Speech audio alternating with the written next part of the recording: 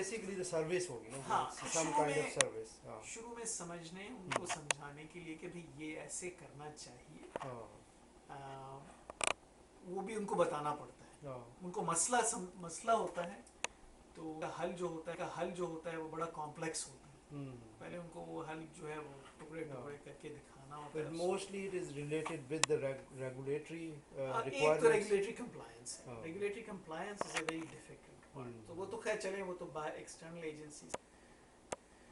दूसरा ये होता है कि इंटरनल रिस्क मैनेजमेंट की भी बहुत ज़रूरत होती है. अच्छा.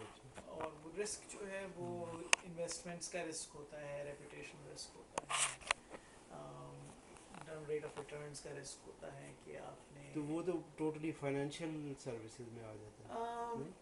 फाइनेंशियल सर्विसेज में आता है तो उसमें एक्सपर्ट्स चाहिए होते हैं आपको इस तरह के, लेकिन इवेंचुअली सोल्यूशन जो बनता है वो बेसिकली इंफॉर्मेशन की बेस के ऊपर. सारी इंफॉर्मेशन रिस्क जो है वो information. So at the end it has to be managed by an information system. So वो चीज़ आती है. ठीक. सो मेरी एक्सपर्टीज ये है कि मैं बीच का बंदा हूँ. मुझे पता है कि इंफॉर्मेशन को कैसे ऑर्गेनाइज करते हैं.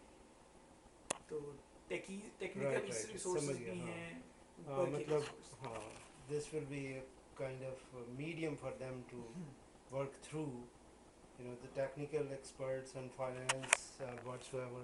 उनकी जो चीज़ है वो मतलब how it is communicated, how it is managed, all that information. So उसकी technical जो information management है basically. हमें भी समझ में नहीं आती. जैसे अब कोई हमें इंटरनेशनल फाइनेंस का बंदा अपना फाइनेंस का प्रॉब्लम बता रहा हो तो समझ में नहीं आती हमारी. तो उसके लिए हमारे पास हैं लोग जो कि उनसे बात कर सकते हैं. Right. और उनके साथ different competencies, group of different